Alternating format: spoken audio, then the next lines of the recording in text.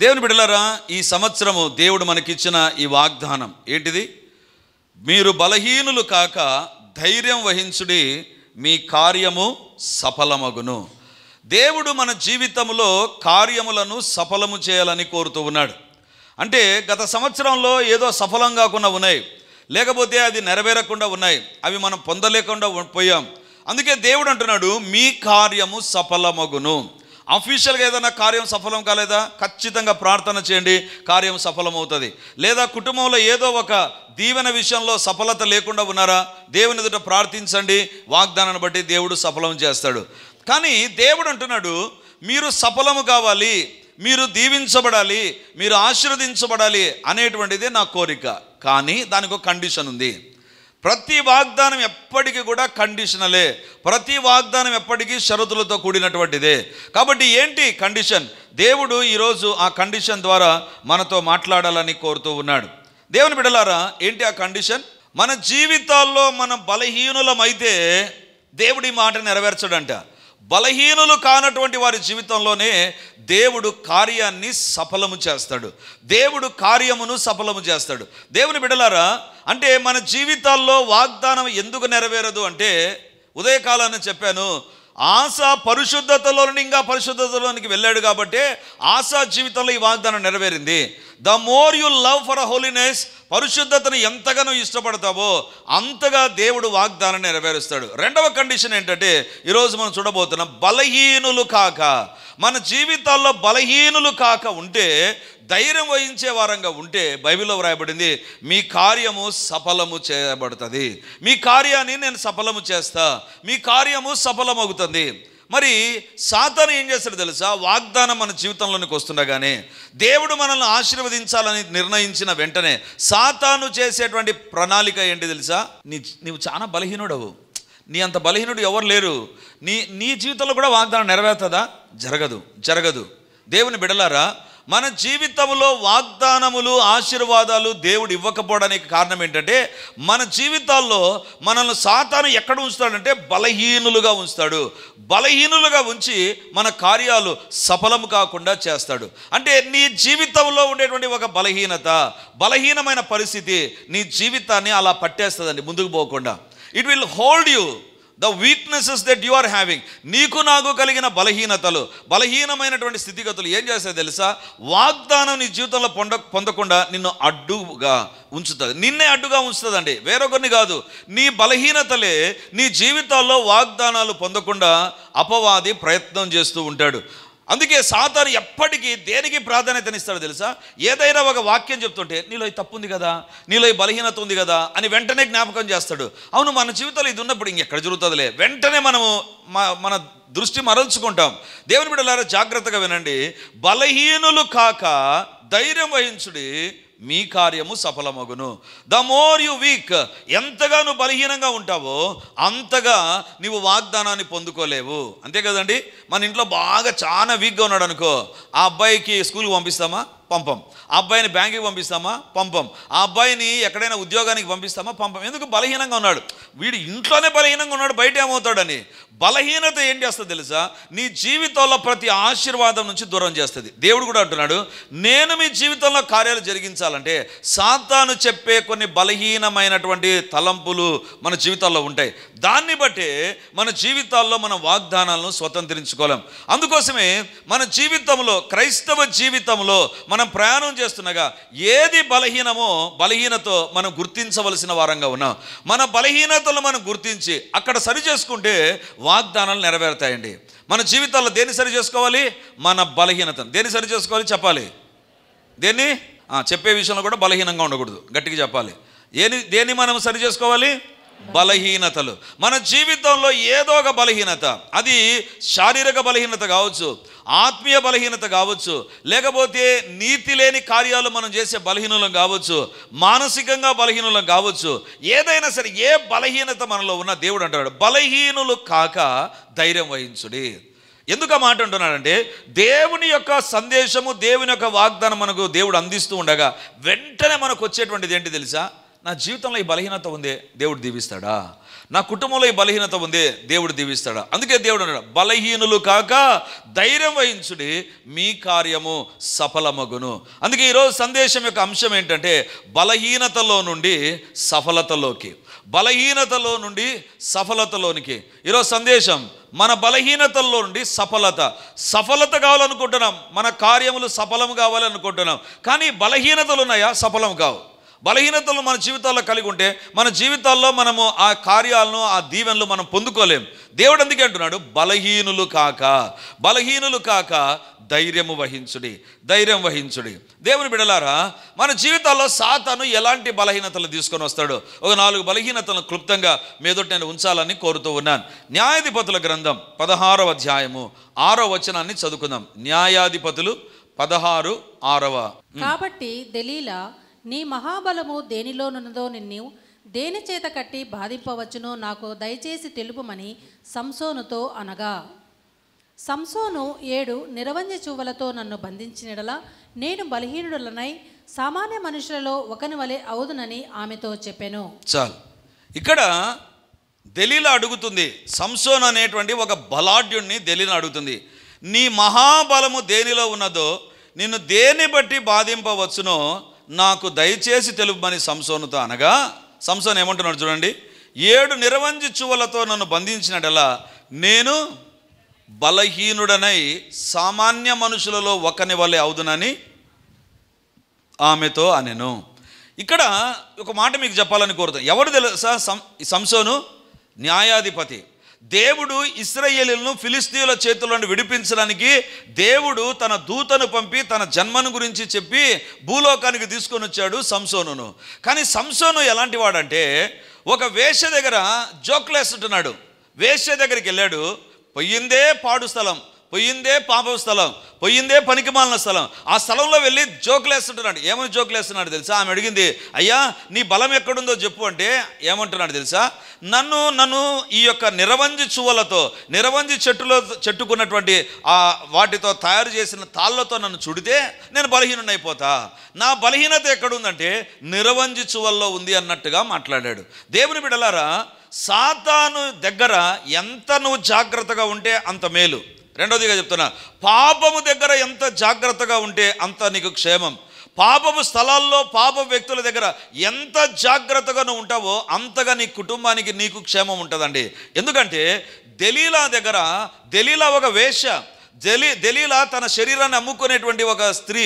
ఆమె దగ్గరికి వెళ్ళి ఆమె దగ్గర జోకులేస్తుంటున్నాడు. దేవుని బిడ్డలారా, పాపము దగ్గర ఎప్పుడైతే మనం లీనియన్స్ ఇస్తామో, పాపానికి ఎప్పుడైతే మనం అవకాశం ఇస్తామో గుర్తుంచుకో, అదే నీ బలహీనత. చాలామంది ఏమంటారు తెలుసా? బ్రదర్, నేను ఈరోజు తాగుతున్నా అంతే, రేపటి నుంచి మానుకోవాలంటే మానుకుంటా అని అంటారు. అంత పోటుగాడేం కాదు. అంత అయింటే హాస్పిటల్స్ ఉండవు ఈరోజు, అంత అయింటే మందులు ఉండాల్సిన పని ఉండదు. పాపము నీ దగ్గర ఫస్ట్ చాలా బలహీనంగా కనపడుతుంది, చాలా నీ చేత అవుతుంది, నువ్వు కెన్ మేనేజ్ అనే రకంగా కనపడుతుంది. దేవుని బిడ్డలారా, కానీ ఎప్పుడైతే పాపము దగ్గర నువ్వు అజాగ్రత్తగా ఉంటావో జరిగేటువంటి కార్యం ఏంటి తెలుసా? పాపము నిన్ను బంధిస్తుంది. ఈ దెలీలా దగ్గరే కదండి సంసోను బంధించబడ్డాడు. ఆమె దగ్గర తన బలహీనతను చెప్పకుండా జోకేశాడు. ఆమె అనుకున్న, ఆహా జోకేస్తావా నైనా, జోకే చాలా బాగుందిలే అనుకున్నది. మెల్లిగా తన జీవిత రహస్యాన్ని చెప్పాడండి. ఎప్పుడైతే చెప్పాడో బంధించబడ్డాడు. దేవుని బిడ్డలారా, పాపము దగ్గర నువ్వు ఎంత జాగ్రత్తగా ఉండాలనో జాగ్రత్తగా ఉండాలి, లేదా అదే నీ బలహీనత. జాగ్రత్తగా వినండి. పాపము దగ్గర నువ్వు జాగ్రత్తగా లేకపోతే అదే నీ బలహీనత. పాపము దగ్గర ఎంత జాగ్రత్తగా ఉంటావో, అందుకే భయము నొంది పాపము చేయకూడదని బైబిల్లో ఉంది. పాపం ఎలా చేస్తామంటే భయం లేకుండా చేస్తాం. ఏమవుతుందిలే, ఒకసారే కదా అని భయం లేకుండా, మనలో గర్వము వచ్చి భయం లేకుండా పాపం చేస్తాం. అదే నీ జీవితంలో పాపము నీ బలహీనతను ఆసరా చేసుకుంటుంది. నీ జీవితంలో నువ్వు జాగ్రత్తగా ఉండాల్సింది ఏంటి తెలుసా? ప్రతి పాపము దగ్గర, ప్రతి పాపం అది ఏదైనా సరే పాపము అని నీకు అనిపిస్తే బీ కేర్ఫుల్, చాలా జాగ్రత్తగా ఉండడం ప్రారంభించు. ఎందుకు తెలుసా? అదే నీ బలహీనతగా మారుతుంది. 16వ అధ్యాయం మొదటి వచనం చూడండి. 16వ అధ్యాయం మొదటి వచనం. తరువాత సంసోను గాజాకు వెళ్ళి వేశ్యనొకతను చూచి ఆమె యొద్ద చేరెను. సంసోను అక్కడికి వచ్చినని గాజా వారికి తెలిసినప్పుడు వారు మాటు పెట్టి రేపు తెల్లవారిన తర్వాత అతన్ని చంపుదను అనుకొని పట్టణపు ద్వారమునద్ద ఆ రాత్రి అంతయు పొంచి ఉండిరి. చాలు. 16వ అధ్యాయం మొదటి వచనంలో ఏముంటుంది? ఆమె యొద్దకు చేరెను. 16వ అధ్యాయం 2వ వచనం చివరిలో ఏముంటుంది? ఆ రాత్రి అంతయు పొంచి ఉండిరి. దేవుని బిడ్డలారా, సంసోను ఏమనుకున్నాడు తెలుసా? నేను ఫిలిస్తీన్లను ఓడగొడుతున్నా, దేవుని యొక్క అభిషేకం నా పైన ఉంది, నేను ఏం చేసినా చెల్లుతుందిలే అనుకొని ఏం చేశాడు తెలుసా? తన ఇష్టానుసారంగా ప్రవర్తిస్తూ వేశ్య దగ్గరికి వెళ్ళి వేశ్య దగ్గర చేరెను. బైబిల్లో వ్రాయబడింది. వెళ్ళాడు కాదు, చేరిపోయాడు. ఆమె దగ్గర ఇంకా సెటిల్ అయిపోయాడు. ఇంక ఉంటే ఆమె దగ్గర ఉండాలి అనుకున్నాడు. బైబిల్లో వ్రాయబడింది. సంసోను ఒక నిర్ణయం తీసుకున్నాడు, వేశ్య దగ్గర చేరతాను అనేటువంటి నిర్ణయం. సాతాను కూడా ఒక నిర్ణయం తీసుకున్నాడు. ఏంటి తెలుసా? అతని కొరకు రాత్రంతయు పొంచి ఉండిరి. రాత్రంతా పొంచి ఉండిరి. జాగ్రత్తగా వినండి, జాగ్రత్తగా ఈ స్టేట్మెంట్ మీరు వినాలి. నీవు పాపము చెయ్యాలి అనే ఒక నిర్ణయంలోనికి వచ్చావా? గుర్తుంచుకో, మనం ఏమనుకుంటాం, ఏం కాదులే, ఒక్కసారి కదా, ఏమవుతుందిలే అనుకుంటాం. కానీ నీకు తెలియకుండా నీ కొరకు సాతాను అనేకమైనటువంటి దుష్ట శక్తులను నీ కొరకు పొంచి ఉండేటట్లు చేస్తాడు. ఇది మనకు తెలియదు. మనం ఏమనుకుంటామంటే ఎవరు చూడలేదు కదా, ఒకసారి కదా, ఏమవుతుందిలే అని అనుకుంటాం. పాపము దగ్గర మనం చాలా స్ట్రాంగ్ అనుకున్నట్టుగా చాలా బిహేవ్ చేస్తామండి. కానీ సంసోను గాజాకు వెళ్ళి ఒక్క వేశ్య దగ్గరే చేరాడు. కానీ అతనికి తెలియదు రాత్రంతా అతని కొరకు ఒక మంది మార్బలం చుట్టుకొని ఉంటున్నారని, చుట్టుకోబోతున్నారని తెలియదు అతనికి. అక్కడే అతను చావబోతున్నాడని అతనికి తెలియదు. పాపము దగ్గర ఏమనుకున్నాడు తెలుసా? ఏమవుతుందిలే, పాపం ఏం చేస్తుందిలే, ఈ అలవాటు ఏం చేస్తుందిలే అనుకున్నాడు. దేవుని బిడ్డలారా, పాపము దగ్గర నీవు నేను చాలా జాగ్రత్తగా ఉండాలి. లేదా మనం పాపం దగ్గర బలహీనులమే, పాపం దగ్గర బలహీనులమే. ఈరోజు దేవుడు మనతో మాట్లాడుతుంటున్నాడు. భయంకరమైనటువంటి వాక్యం పరిశుద్ధ గ్రంథంలో ఏదైనా ఉందంటే ఇప్పుడు మీకు చూపిస్తాను. 16వ అధ్యాయం 20వ వచనం. అదే అధ్యాయం 20వ వచనం చూడండి, ఎంత భయంకరమైన మాట ఉంటుంది అక్కడ. ఆమె సంసోను, ఫిలిష్తీయులు నీ మీద పడుచున్నారనగా అతడు నిద్ర మేలుకొని ఎప్పటి అట్లు నేను బయలుదేరి విడజిమ్ము కొందును అనుకొనెను. అయితే యెహోవా తనను ఎడబాసినని అతనికి తెలియలేదు. అయితే యెహోవా అతని ఎడబాసనని అతనికి, ఎంత భయంకరమైన, దేవుడు వదిలిపెట్టేశాడంటండి. బైబిల్లో వ్రాయబడింది, నిన్ను విడువను, నిన్ను ఎడబాయను, ఇదిగో యుగ సమాప్తి వరకు సదాకాలం మీతో కూడా ఉంటాను. అది దేవుడు ఇచ్చినటువంటి మాట. కానీ ఇక్కడ ఏమవుతుంది తెలుసా? దేవుడు సంసోనుని ఎడబాసిపోయాడు. దేవుడు సంసోను వదిలేశాడు. దేవుడు అంతవరకు సంసోనుతో ఉన్నాడు. అవకాశం ఇచ్చాడు. పాపము దగ్గర చాలా కేర్లెస్గా బిహేవ్ చేశాడు. పాపము దగ్గర నువ్వు ఎంత జాగ్రత్తతో ఉంటావో అంతగా నీ జీవితంలో నువ్వు బలహీనుడవే. బయటికి నువ్వు ఏవైనా కనపడవచ్చు, ఐ కెన్ డూ, నేను చేయగలను, నా చేతనవుతుంది అనేటువంటి తలంపు ఉండవచ్చు. అలానే అనుకుంటారు. దేవుని బిడ్డలారా, ఏ చెడు అలవాటైనా చూడండి, ఈ ఒక్కసారిలే చూద్దాము అనుకొని ఎంటర్ అవుతారు, ఫినిష్, అంతే, అయిపోయి సాతాను ఇంక వదిలిపెట్టాడు. ఎంతవరకు వెళ్ళిపోయిందంటే సంసోను పరిస్థితి, దేవుడే వదిలేశాడంట సంసోనును.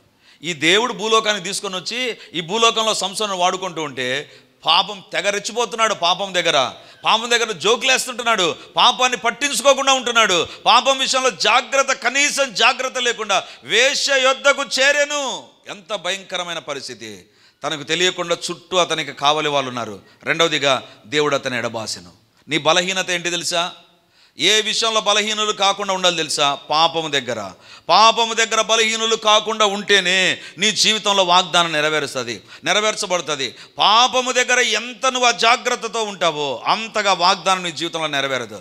ఏముందిలే, అందరూ చూస్తారు సినిమాలు, అందరూ చూస్తారు సీరియళ్ళు, అందరూ చూస్తారు అది ఇది, అందరూ వెళ్తారు, మేము వెళ్తాం అని అందరితో పాటు నువ్వు వెళ్ళేటువంటి ఒక సులువైనటువంటి క్రైస్తవ జీవితాన్ని కోరుకున్నావా?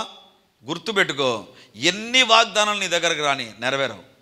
పాపము దగ్గర ఎంత జాగ్రత్తగా నువ్వు లేకపోతే అంత బలహీను నువ్వు. సాతాను అక్కడే నిన్ను పడగొడతాడు. దేవుని బిడ్డలారా, పాపముకున్నటువంటి లక్షణం ఏంటంటే నీతో చాలా మంచిగా కనపడుతుందండి. బైబిల్లో వ్రాయబడింది కదా, ఈ యొక్క సంసోనును ఆమె ఎక్కడ పడుకోబెట్టుకుని తెలుసా? తొడ మీద పడుకోబెట్టిందంట. తొడ మీద. సంసోను అనుకుంటాడు, అబ్బా మా అమ్మ కూడా మనం పడుకోబెట్టదు, ఈమె ఎంత మంచి ఆమె, తొడ మీద పండబెట్టుకునేది నన్ను. తొడ మీద పండబెట్టుకుని జీవితాన్ని నాశనం చేసింది. పాపం ఎప్పటికీ అదే రకంగా ఉంటుంది. పాపం ఏదో కంఫర్ట్ ఇచ్చినట్లుగా, సంతోషం ఇచ్చినట్లుగా, తృప్తి ఇచ్చినట్లుగా, ఏదో నీకు ఇచ్చినట్టుగా కనబడుతుంది. ఆ తొడ మీద పెట్టుకున్నది అంతే అతని జీవితాన్ని నవ్వుల పాలు చేసింది, అతని జీవితాన్ని దేవునికి దూరం చేసింది. పాపము దగ్గర ఎంత జాగ్రత్తగా నువ్వు లేకుండా ఉంటావో అదే నీ బలహీనత. నువ్వు బలహీనుడుగా ఉండకూడదు, పాపం దగ్గర చాలా జాగ్రత్తగా ఉండాలి, చాలా జాగ్రత్తగా ఉండాలి. మీరు ఇంటికి వెళ్ళి చదవండి, యోహాను సువార్త 4వ అధ్యాయంలో దేవుడు సమరయ స్త్రీతో, సుకార్ అనే గ్రామం దగ్గర సమరయ స్త్రీతో దేవుడు మాట్లాడతాడండి. మాట్లాడిన సందర్భంలో యేసు ప్రభు శిష్యులు వచ్చినప్పుడు ఒక సెంటెన్స్ అక్కడ రాయబడిందండి. యేసు ప్రభు ఆ స్త్రీతో అనలేదు, స్త్రీతో మాట్లాడుట చూచి ఆశ్చర్యపోయారంట. స్త్రీతో మాట్లాడుట చూచి ఆశ్చర్యపోయాడంట. దేవుని బిడ్డలారా, యేసు ప్రభు ఎంత జాగ్రత్తలో పాపంలో ఉన్నాడు తెలుసా? దేవుడే ఆయన స్త్రీతో మాట్లాడుట చూచి, అంటే అంతవరకు ఎప్పుడు కూడా యేసు ప్రభు ఒంటరిగా ఒక స్త్రీతో మాట్లాడింది వాళ్ళు చూడలే.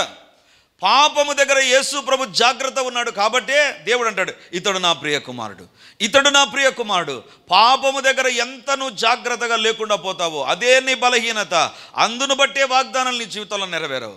పాపము దగ్గర చాలా చాలా జాగ్రత్తగా ఉండాలి. దేవుడు అంటాడు, బలహీనులు కావద్దు, పాపము దగ్గర చాలా వీక్ కావద్దు, పాపము బానిసగా మారిపోవద్దు. నువ్వు మారిపోయావా, వాగ్దానాలు నెరవేరవు. నెంబర్ 1, ఏ విషయంలో బలహీనులు కాకూడదు తెలుసా? పాపము దగ్గర బలహీనులుగా ఉండకూడదు. పాపము దగ్గర చాలా జాగ్రత్తగా ఉండాలి, భయపడాలి. పాపం అంటే అది మన జీవితాల్లో దేవుడు మనకు దయచేయునుగాక. చాలా సందర్భాల్లో మనం ఏమనుకుంటాం తెలుసా? పాపం విషయంలో చాలా జాగ్రత్తగా చెప్తాం, మిగతా ఆశీర్వాదాలు అంటే ఆమేన్ ఆమేన్ ఆమేన్. మనకు అవసరమైంది ఏంటి తెలుసా? అన్నిటికంటే ముఖ్యంగా పరిశుద్ధంగా జీవించడమే. పాపము దగ్గర ఎంత జాగ్రత్త ఉండాలనో, భయముగా ఉండాలనో ఎప్పటికీ అలవాటు చేసుకుందాం. అదే నీ జీవితంలో వాగ్దానాలను నెరవేరుస్తుంది, అదే మన జీవితాల్లో ఆశీర్వాదాలను దయచేస్తుంది. మొదటిగా ఏ విషయంలో బలహీనులు కాకుండా ఉండాలంటే నెంబర్ 1, పాపము దగ్గర జాగ్రత్తగా ఉండే విషయంలో బలహీనులుగా ఎప్పుడు ఉండకూడదు. చాలా జాగ్రత్తతో వి మస్ట్ మూవ్ అహెడ్, ముందుకు సాగాలి. రెండవదిగా ఇందాక మనం చదువుకున్న వాక్య భాగంలోనికే వద్దాం. దినవృత్తాంతములు 2వ గ్రంథం 15వ అధ్యాయం 7వ వచనం. కాగా మీరు బలహీనులు కాక ధైర్యం వహించుడి, మీ కార్యము సఫలమగును. మీరు బలహీనులు కాక, ఈరోజు సందేశం యొక్క అంశం ఏంటి? బలహీనతలో నుండి సఫలత. బలహీనతలో నుండి సఫలతలోనికి రావాలి మనం. బలహీనత ఏది ఉన్నా ఆ బలహీనమైన పరిస్థితులు మన జీవితంలో తొలగించుకోవాలి. అది మొదటిది. రెండవదిగా మొదటి బలహీనత, పాపము దగ్గర జాగ్రత్తగా ఉండాలి. అజాగ్రత్తగా ఉండడం అది బలహీనత. రెండవదిగా మీరు బలహీనులు కాక. ఎప్పుడు అంటున్నాడు దేవుడు? ఎప్పుడు అంటున్నాడు బలహీనులు కావద్దు అంటే 5వ వచనం 6వ వచనంలో గమనిస్తే సమాధానం లేక ఉండెను, దేవుడు జనములను సకల విధములైన బాధలతో శ్రమపరచను, గనుక జనమును పట్టణమును పాడు చేసెను. కాగా మీరు బలహీనులు కాక అంటే 5వ వచనం 6వ వచనంలో సమాధానం లేని పరిస్థితులు ఉన్నాయి, జనము మీదకి శ్రమ వచ్చింది, జనము పాడు చేయబడేది. ఇలాంటి పరిస్థితులు చుట్టూ ఉన్నాయి. దేవుని బిడ్డలారా, ఎప్పుడైతే ఈ పరిస్థితులు ఉన్నాయో అప్పుడు దేవుడు అంటాడు బలహీనులు కాక. మొదటిగా పాపము దగ్గర ఎంత జాగ్రత్తగా నువ్వు ఉంటావో అంతగా దేవుని వాగ్దానాలు నెరవేరుతాయి. పాపం విషయంలో దేవుని బిడ్డలారా, ఈ ఒక్క పాయింట్ చెప్పి నేను ముగిస్తాను. ఈ మొదటి పాయింట్ను ఏంటంటే, డిసెంబర్ 31వ తారీఖున నేను ప్రార్థన చేస్తూ ఒక మాట చెప్పాను. ఈ సంవత్సరంలో భయంకరమైన ఫైర్ యాక్సిడెంట్స్ జరుగుతాయి. ఎప్పుడు చూడనటువంటి ఫైర్ యాక్సిడెంట్ మనం చూస్తాం. 2 days బ్యాక్ అమెరికా దేశంలో హాలీవుడ్, కాలిఫోర్నియాలో కొన్ని వేల కోట్ల రూపాయలు అగ్నికి ఆహుతి అయిపోయినాయి. దేవుడు భవిష్యత్తును చూసి మాట్లాడితే అక్షరాలు నెరవేరుతుంది. ఇంకా దాంట్లో పొల్లు సొల్లు తప్పిపోవడం అనేటువంటిది ఏముండదు. భయంకరమైన అగ్ని ప్రమాదం, ఎప్పుడు చూడనటువంటి అగ్ని ప్రమాదం. మామూలుగా ఇల్లు కాలిపోవడం మనం చూస్తాం, ఊరే తగలబడుతుంది, హాలీవుడే కాలిపోతుంది, మెక్డొనాల్డ్స్ అనేటువంటి ఆ కంపెనీ కాలిపోతుంది. ఇవన్నీ మనం ఫొటోస్లో చూస్తుంటున్నాం. దేవుని బిడ్డలారా, దేవుడు చెప్పిన మాట అక్షరాలు నెరవేరింది. ఇంకా భయంకరమైన యాక్సిడెంట్స్ మనం చూస్తాం, ఫైర్ యాక్సిడెంట్స్. ఎందుకంటే ఈ సంవత్సరంలో అవి ఉంటాయని దేవుడు మాట్లాడాడు కాబట్టి ప్రార్థన చేయాలి. ఎందుకు అసలు ఆ ఫైర్ యాక్సిడెంట్ జరిగింది తెలుసా? ఎందుకు ఆ ఫైర్ యాక్సిడెంట్? ఒక ప్రోగ్రాం జరిగిందండి.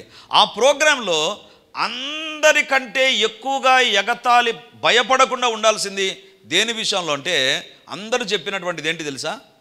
దేవునికి భయపడకుండా ఉండాలి. దేవుడు అంటే భయం ఉండాల్సిన పనిలే, అవసరం లేదు. దేవుడు అంటే భయం, దేవునితో మనం ఎట్లయినా ఉండొచ్చు, దేవుని దగ్గరికి పోవాల్సిన పనిలే. అందుకే స్త్రీని పెళ్లి చేసుకోవచ్చు, పురుషుని పెళ్లి చేసుకోవచ్చు. దేవుని దగ్గరికి వెళ్ళాల్సిన పనిలే. పాస్టర్లను తిట్టడం ప్రారంభిస్తుంటున్నారు, కొట్టడం ప్రారంభిస్తున్నారు, కేసులు పెడుతున్నారు, ఏవేవో జరుగుతున్నాయి అక్కడ. దేవుడు అంటే భయం లేకుండా పోయినందుకు దేవుడు ఒక్కసారి జలక్కిచ్చాడు. అట్లా నేనంటే అంత ఔలయగా ఉందా అని దేవుడు అగ్నికి ఆజ్ఞాపించాడు. ఒక్కసారి తగులుకో అన్నాడు, అంతే. కాలిపోతుంటే చూడడం తప్ప, హెలికాప్టర్ ద్వారా నీళ్లు పోయడం, యాసిడ్ వేయడం, ఏదేదో చేస్తున్నారు. అంత చేస్తున్నా కూడా ఇప్పటికి కూడా కొన్ని ప్రాంతాల్లో ఆగిపోలేదు. అది ఎందుకు చెప్తున్నానంటే, పాపము దగ్గర జాగ్రత్తగా లేకపోతే మన జీవితాల్లో తీవ్రమైన పరిణామాలు ఉంటాయి. అందుకే పాపం దగ్గర జాగ్రత్త. రెండవదిగా బైబిల్లో దేవుడు అంటున్నాడు, కాగా మీరు బలహీనులు కాక.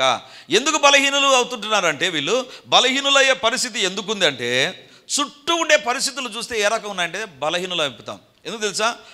5వ వచనం చూడండి, సమాధానం లేకుండా ఉండాను.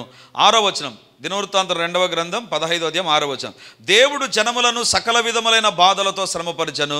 శ్రమలు ఉంటున్నాయి, బాధలు ఉంటున్నాయి. జనము పట్టణమును పాడు చేశాను.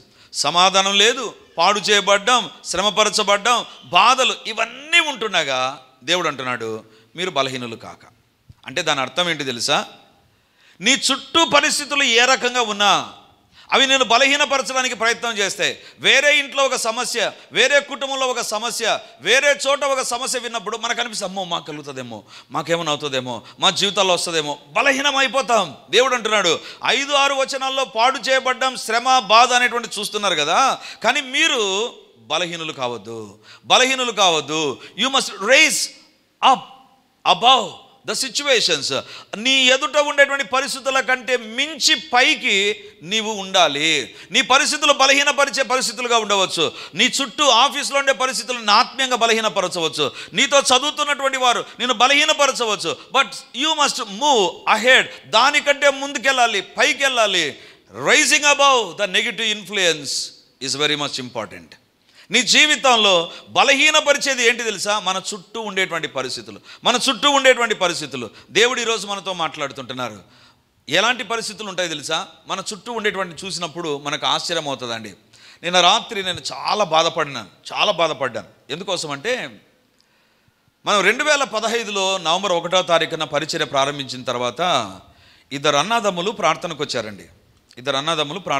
ఇక్కడ కొంతమంది తెలుసు. అన్న చనిపోయాడు. తమ్ముడున్నాడు. ఆ అన్నదమ్ములు ఇద్దరు జీవితాల్లో ప్రార్థనకు వచ్చిన తర్వాత దేవుడు వారి జీవితంలో గొప్ప మేలు చేశారు. మొట్టమొదటి యానివర్సరీకి అన్నదమ్ములు ఇద్దరే మొత్తం అందరికీ భోజనం పెట్టారు. ఇంక మీరు ఊహించుకోవచ్చు వాళ్ళ జీవితాల్లో ఎలాంటి మేలు చేశారు, ఎలాంటి మేలు దేవుడు చేశాడు. వాళ్ళ ఆస్తి విషయంలో దేవుడు మేలు చేశాడు, ఆరోగ్య విషయంలో దేవుడు మేలు చేశాడు, కేసుల విషయంలో దేవుడు మేలు చేశాడు. మేలు చేసిన తర్వాత అన్న ఒక వ్యాధితో చనిపోయాడు, హార్ట్ అటాక్ వచ్చి చనిపోయాడు. తమ్ముడు దేవుని దగ్గరకి వచ్చేవాడండి. కొన్ని రోజులు రాకపోతే నేను అడిగాను, ఏంటి రాలేదు బ్రదర్ అని. అంటే వస్తానన్నా అన్నాడు. ఆ తర్వాత వచ్చాడు, మళ్ళీ రాలేదు. ఇక ఎక్కడైనా కనపడితే మనం అడగొచ్చు, ఎక్కడ కనపడడం లేదు. ఫోన్ చేస్తే ఫోన్ ఎత్తకుండా ఉన్నాడు, ఫోన్కు రెస్పాన్స్ లేదు. ఒకరోజు కనపడితే అడిగాను, ఏం బ్రదర్ ప్రేయర్కి రావడం లేదా? నేను ప్రార్థనకు వేరే చోటుకి పోతున్నానా, రానన్నా, నేను ప్రార్థనకు మీ దగ్గర రానన్నాడు. సరే మీరు ఎక్కడైనా ప్రార్థనకి వెళ్ళండి, నాకేం ప్రాబ్లం లేదు, కానీ దేవునికి అంగీకారమైన జీవితాన్ని జీవించండి అంటే ఒక నవ్వి ఎగటంగా నవ్వి వెళ్ళిపోయాడండి. నిన్న రాత్రి నా సెల్ ఫోన్కు ఫొటోస్ వచ్చాయి. ఏంటి ఆ ఫొటోస్ అంటే, కుళ్ళిపోయిన శరీరంతో చచ్చిపోయిన శవాన్ని నేను చూడాల్సి వచ్చింది. ఎంత దారుణంగా ఉందంటే, అతని శరీరానికి వచ్చిన వాసనకు నిన్న సాయంత్రం చనిపోయాడు, 7 గంటలకు బరీలు చేశారు. అంత భయంకరమైన వాసన. అసలు మంచి ఆస్తిపరులు, ఇప్పటికీ వాళ్ళకి హైదరాబాద్లో పెద్ద ఇల్లు ఉందండి, కానీ ఎట్లా తీసుకెళ్ళారు తెలుసా? ఆ ఫోటో చూస్తే చాలా కళ్ళలో నీళ్ళు వచ్చాయి నాకు. ఒక పాత బెడ్షీట్లో చుట్టి అలా మోసుకొని వెళ్ళిపోతున్నారండి. నాకు అనిపించింది, దేవుని కాదని లోకం వైపు చూచాడండి. కొంతమంది చెప్పారు వాక్యం ఇది కాదు అని తప్పుడు బోధలు బోధించారు, తప్పుడు విధానాల్లోనికి నడిపించారు. దేవునికి ప్రార్థన చేయకుండా ఒక స్త్రీకి ప్రార్థన చేసేటువంటి పరిస్థితులు. ఎందుకంటే వీళ్ళ దగ్గర కొంచెం డబ్బు ఉంది కాబట్టి ఇంకా బెల్లం ఉన్న చోట ఈగలు ఉంటాయి. కాబట్టి ఈ డబ్బును బట్టి చాలామంది వాళ్ళ దగ్గరికి వెళ్ళి వాళ్ళని చాలా మాయమాటలు చెప్పారు. అప్పటికి ప్రార్థన చేశాను. ఒకరోజు కనబడితే నన్ను ఏమైనా అనుకొని లేని దగ్గరికి వెళ్తే అసలు మాట్లాడకుండా అన్న తర్వాత మాట్లాడతాను, వీలుంటే మాట్లాడతాను. చాలా బాధేసింది. వీళ్ళ కోసం ప్రార్థన చేసి వీళ్ళ కోసం దేవుని దగ్గర కనిపెడితే దేవుడు అద్భుతాలు చేస్తే ఈరోజు విలువనివ్వలేదే అనుకున్నాను. సరే ఎక్కడో చోట దేవునిలో ఉండాలి అని అనుకున్నాను. కానీ నిన్న సాయంత్రం చూస్తే జరిగినటువంటి పరిస్థితి, he was dead and gone. శరీరం కాలు కుళ్ళిపోయి భయంకరమైన వాసన కొడుతుండగా ఒక పశువును గుడ్డలో తీసుకుపోయినట్టుగా తీసుకుపోయారండి. ఎందుకు తెలుసా? He was influenced by the situations. తన దగ్గర ఉండే వారిని బట్టి ప్రభావితం చేయబడ్డాడు. ఇప్పుడు దేవుడు అంటున్నాడు, ఆసా ఇశ్రాయేలు ప్రజలారా, మీరు బలహీనులు కావద్దు. మీ చుట్టూ ఉండేటువంటి పరిస్థితులు అది పాడు చేసే పరిస్థితులు, మిమ్మల్ని పాడు చేసే పరిస్థితులు, మీ జీవితాల్లో శ్రమను బాధను తెచ్చే పరిస్థితులు, వాటిని చూడకు, వాటి వైపు వెళ్ళకు, వాటిని పట్టించుకోవద్దు. వాటి వైపు మీరు చూడకుండా మీరు ధైర్యం వహించుడి, అప్పుడు మీ కార్యం సఫలమవుతుంది. ఇతను ఏం చేశాడు తెలుసా? తన వయసులో ఉండేటువంటి యవనస్తులు పిలిచి మనం వెళ్దాంరా అంటే వెళ్ళాడండి. ఇష్టానుసారంగా జీవించడం ప్రారంభించాడు. I think his age is 43 or 45 లేదా 50 years లోపలనే ఉంటుంది.